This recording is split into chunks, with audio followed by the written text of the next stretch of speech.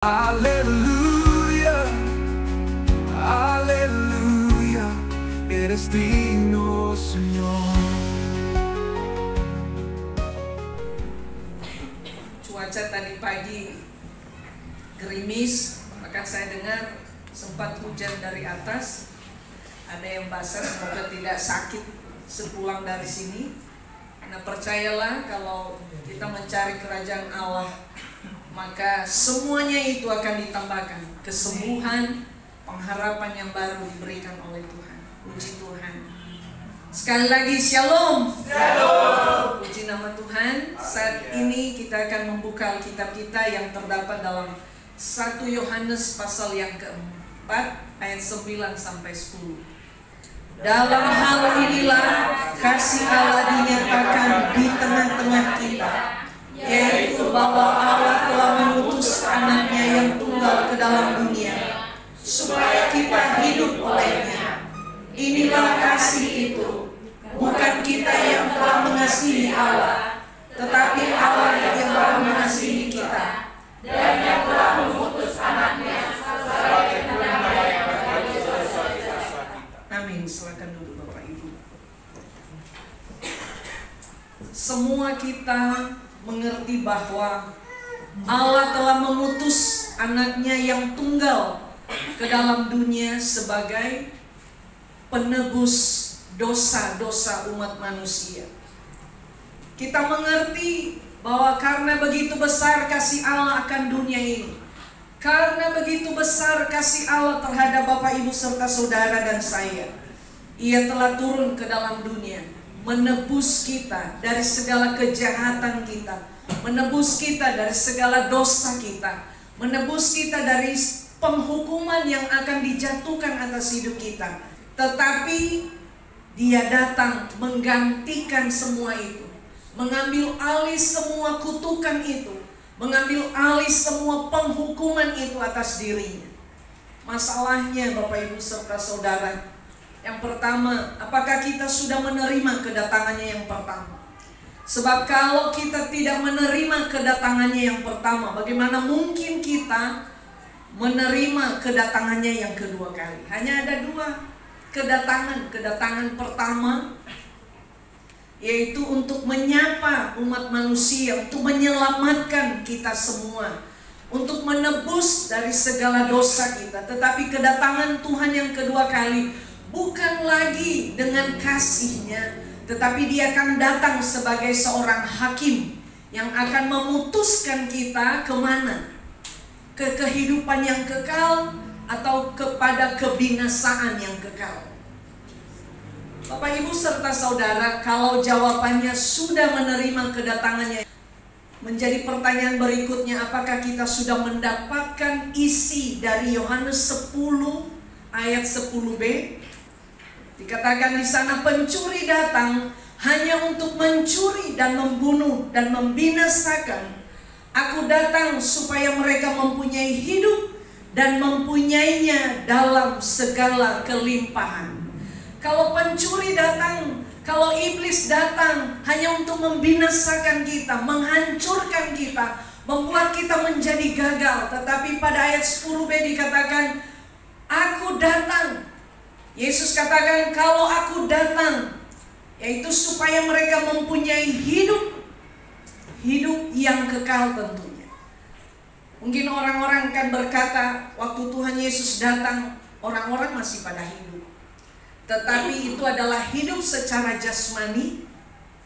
Tapi kehidupan yang rohani, semua pada mati. Nggak ada yang bisa datang kepada Tuhan, karena dihalangi oleh dosa, dihalangi oleh jurang maut yang memisahkan antara Allah yang kudus dengan kita manusia yang berdosa. Allah tidak bisa bersatu dengan dosa, Allah tidak bisa bersatu dengan kejahatan kita, tapi Allah hanya bisa bersatu kalau kita suci.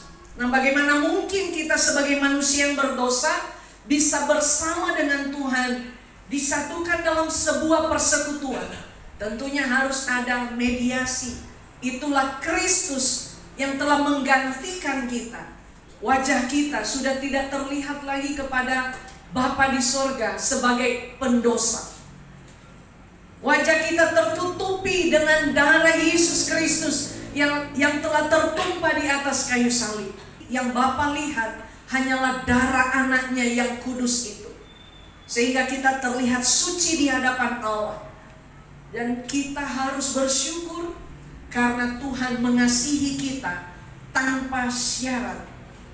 Saya memberikan tema pagi ini, yaitu Kristus, anugerah cinta terbesar yang pernah ada. Kristus, anugerah cinta terbesar yang pernah ada di dalam dunia ini. Kelimpahan dalam hal apa, Bapak Ibu? Kita jangan terlalu sempit berpikir, oh kelimpahan berarti kalau saya punya uang banyak, itu namanya kelimpahan. Atau kalau saya punya harta yang banyak, baru itu, oh saya disebut pengikut Kristus karena saya diberkati Tuhan. Atau yang selanjutnya, kalau kita merasa sukses, maka kita berkata, aku mendapat kelimpahan karena aku percaya kepada Tuhan.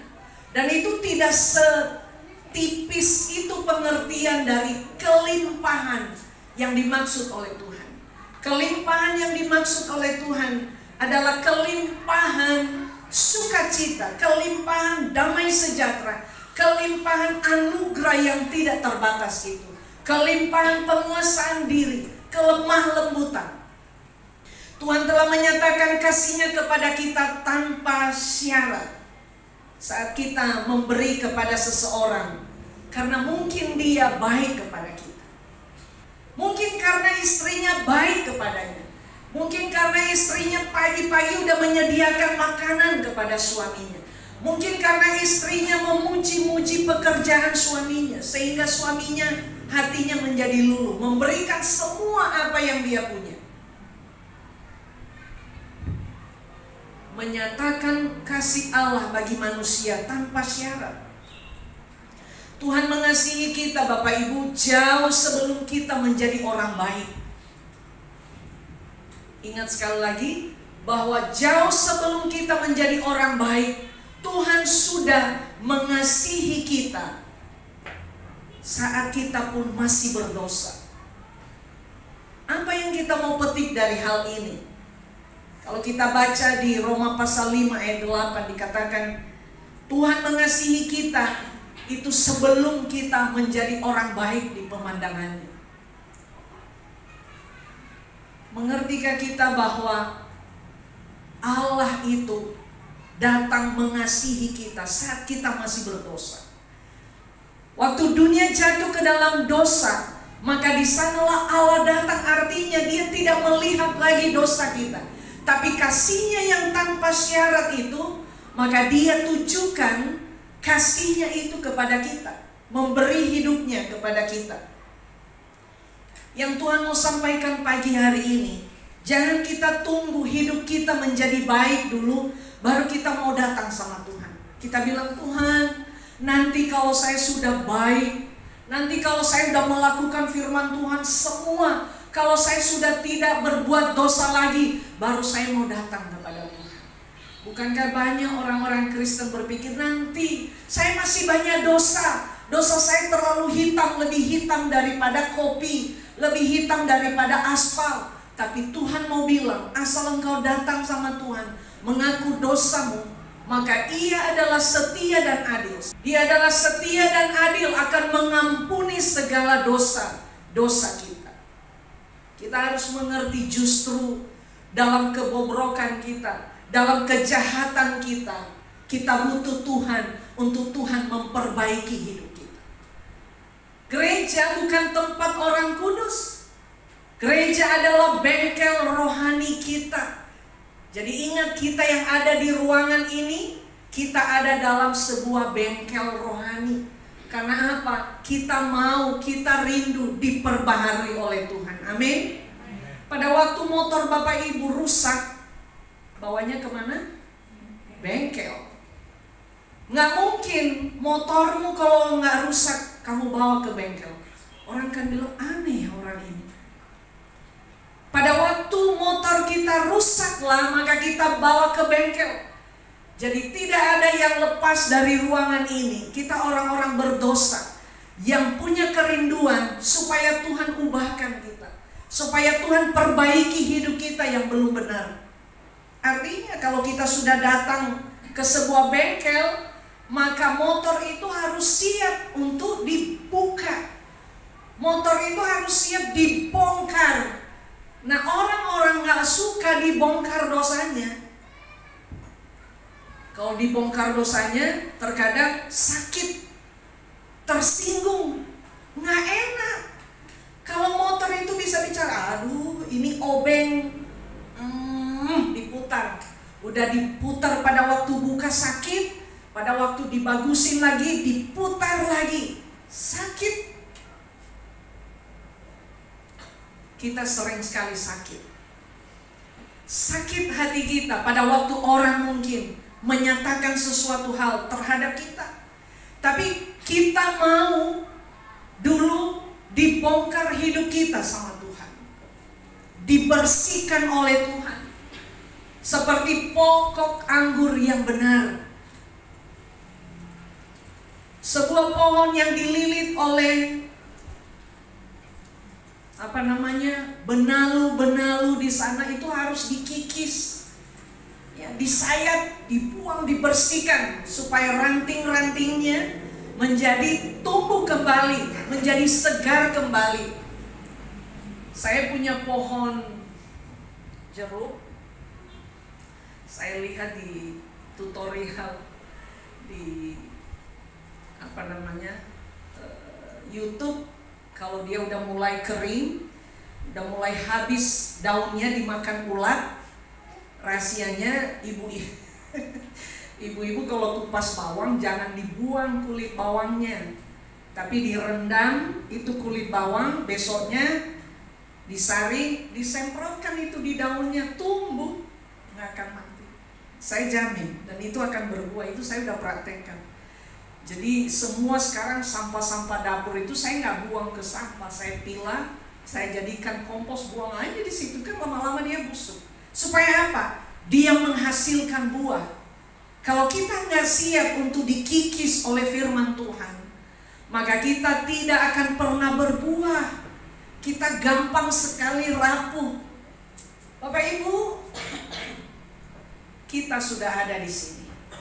Berarti kita siap dibongkar oleh Tuhan. Kita siap dibersihkan oleh Tuhan melalui kebenaran firman Tuhan. Kasih yang bersyarat terhadap anak-anak kita apa? Kita suka bilang begini ke anak kita kan, kakak atau abang atau adik, ya, kalau nanti juara ada reward. Ada reward. Kita ada syarat kita selalu sama anak-anak kita. Itu manusia. Itu namanya kasih yang bersyarat. Berbeda dengan kasih Allah yang tak bersyarat. Bahkan dikatakan dia menerima kita apa adanya.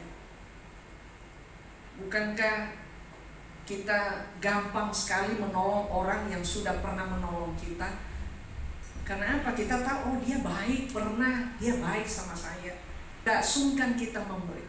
Nah sekarang orang yang mungkin tidak pernah baik sama kita, bahkan mungkin menjahati kita, mengata-ngatai kita, siap gak kita memberi kasih, memberi pengampunan, menerima dia apa adanya? Banyak contoh-contoh dalam firman Tuhan yang firman Tuhan tuliskan. Kadang saya berpikir, kenapa sih harus disebut nama orang-orang di Alkitab itu? Ternyata pentingnya nama, supaya nama itu menjadi ingatan bahwa saya pernah dapat pengampunan dari orang ini. Rasul Paulus suka bilang sama jemaat, terimalah ini, ya, terimalah si ini, terimalah si ini dalam kasih.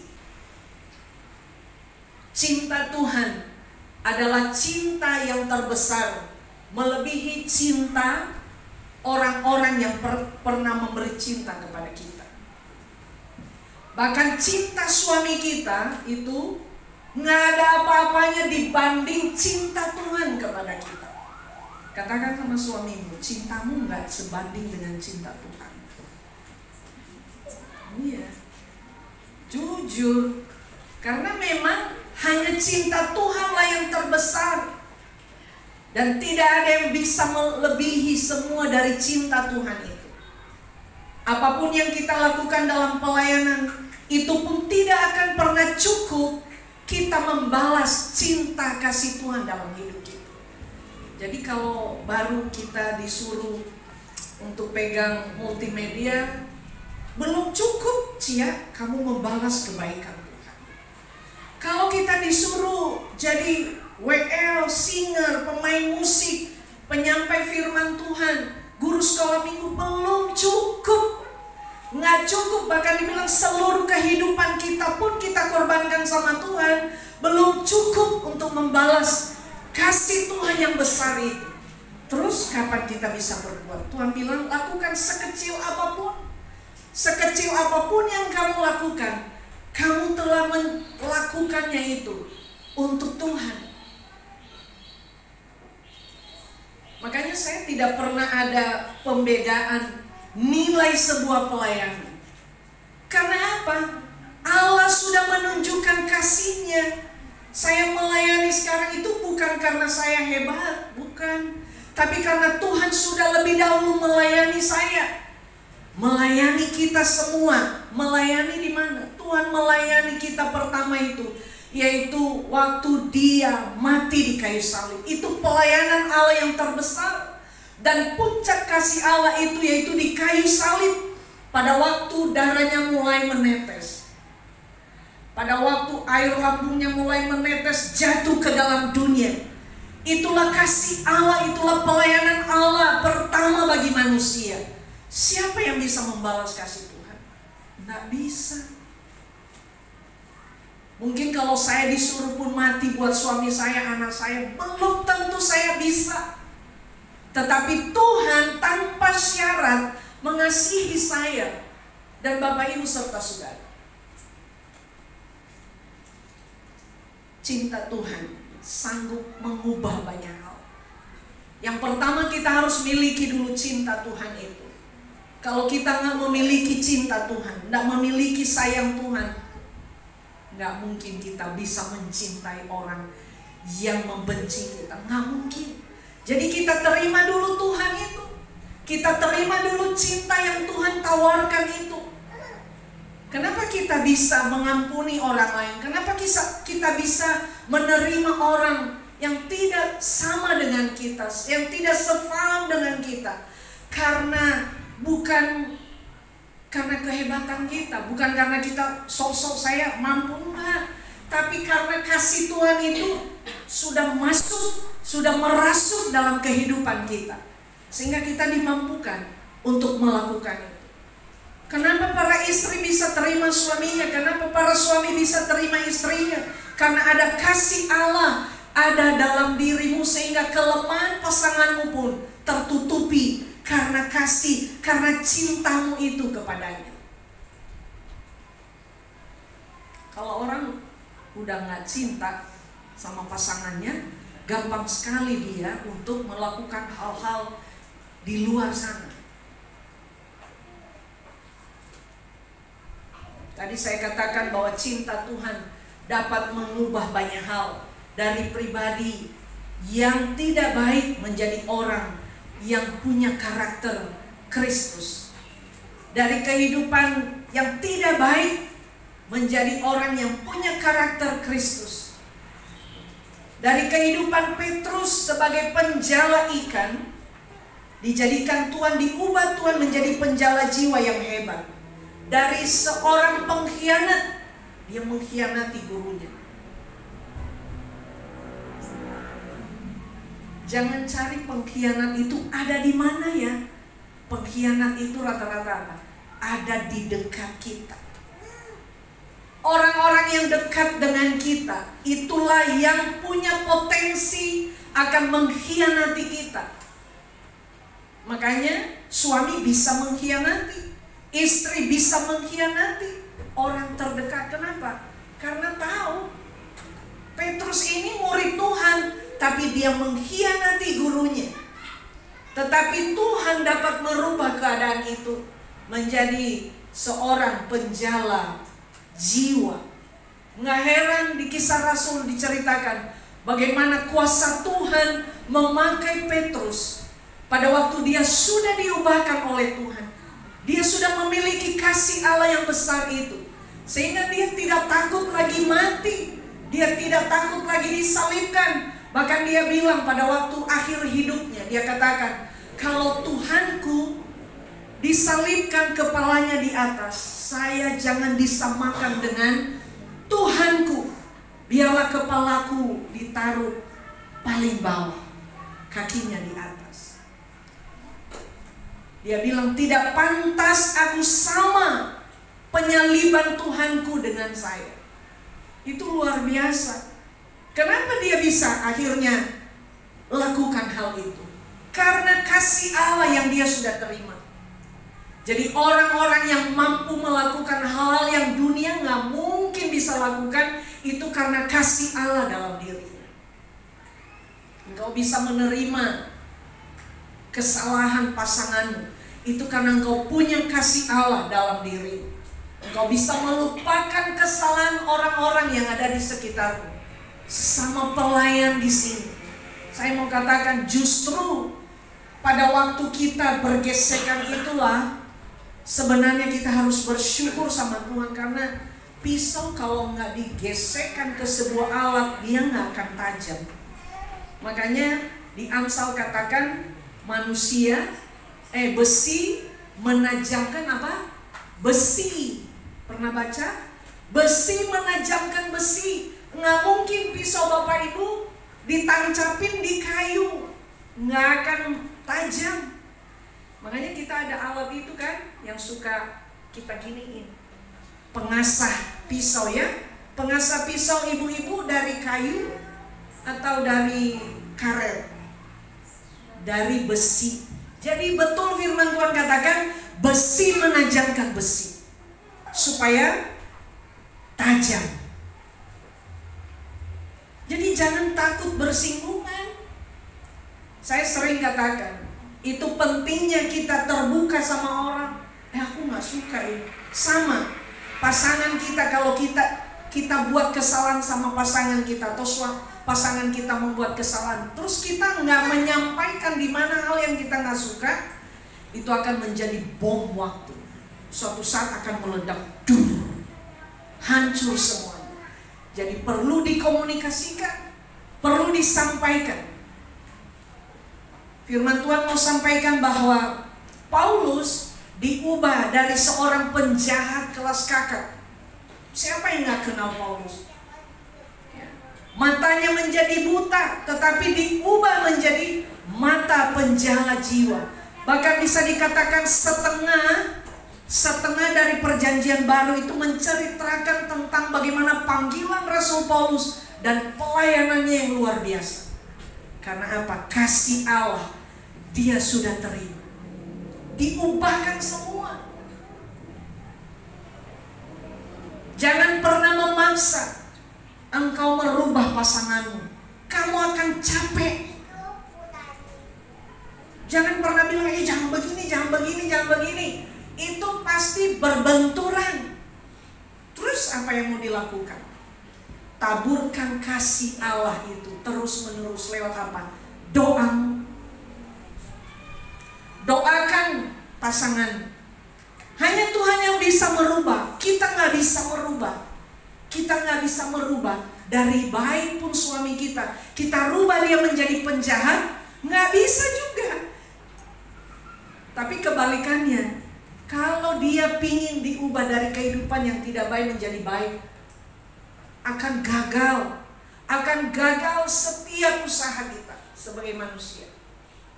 Taburkan kasih kepada pasangan. Percayalah, itu pasti akan terjadi. Perubahan-perubahan kalau Allah kerjakan, tidak ada satupun yang dapat menandinginya. Kisah Rasul 16 ayat 1 dikatakan, satu orang yang percaya kepada Tuhan, seisi rumah tangganya diselamatkan oleh Tuhan. Jadi kita yakini firman Tuhan ini, bahwa hanya kasih Allah yang dapat mengubah karakter seseorang, bukan kita. Mari kita tenggelam dalam cintanya Tuhan. Saya percaya bahwa ketika kita mengasihi sesama kita, berarti karena kita cinta Tuhan. Jadi paling penting kita miliki dulu cinta Tuhan. Kalau kita sudah memiliki cinta Tuhan, maka kita akan mengasihi, mencintai sesama manusia, sekurang-kurang apapun dia dalam hidup. Tanpa kasih, kita nggak mampu bisa menerima kekurangan orang lain. Kasih Allah yang tanpa bersyarat ini hanya dapat dimiliki pada waktu kita datang sama Tuhan.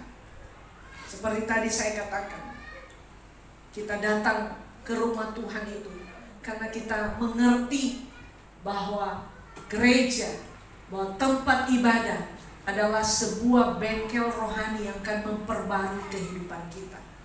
Jadi orang-orang yang berkenan kepada Tuhan. Apapun yang terjadi dalam hidup kita, lagu tadi, kita tetap belajar untuk cinta kepada Tuhan. Kita belajar setia kepada Tuhan. Kita tetap setia terhadap hal-hal yang Tuhan percayakan kepada kita. Maka saya percaya kasih Allah itu dapat dirasakan. Keharuman Kristus yang kita sudah terima itu akan memancarkan kepada dunia ini. Dan dunia akan mengakui bahwa Kristus anugerah cinta terbesar yang pernah ada di sepanjang sejarah. Hanya Kristuslah yang sudah menunjukkan kasih-Nya kepada umat-Nya. Mari kita angkat pujian, kita bangkit semua berdiri.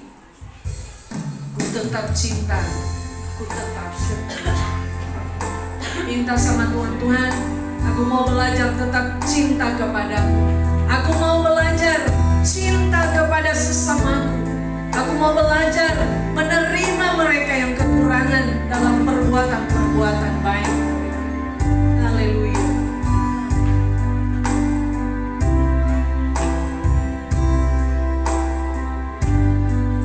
Ku tetap cinta, ku tetap cinta, walau badai datang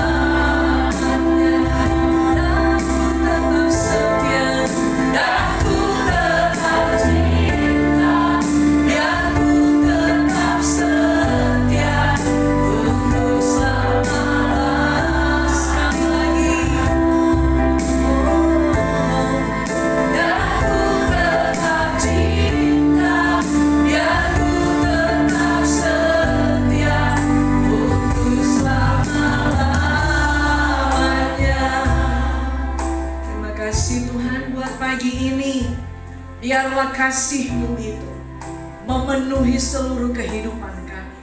Biarlah kasih-Mu itu melimpah atas hidup kami, sehingga kami dapat membagikan kasih Tuhan itu kepada orang-orang yang ada di sekitar kami, kepada pasangan kami, kepada rekan-rekan pelayan yang mungkin menyakiti kami. Tuhan, biarlah mereka juga mendapat kasih Allah, dan sama-sama kami mengalami pembaharuan daripada Tuhan.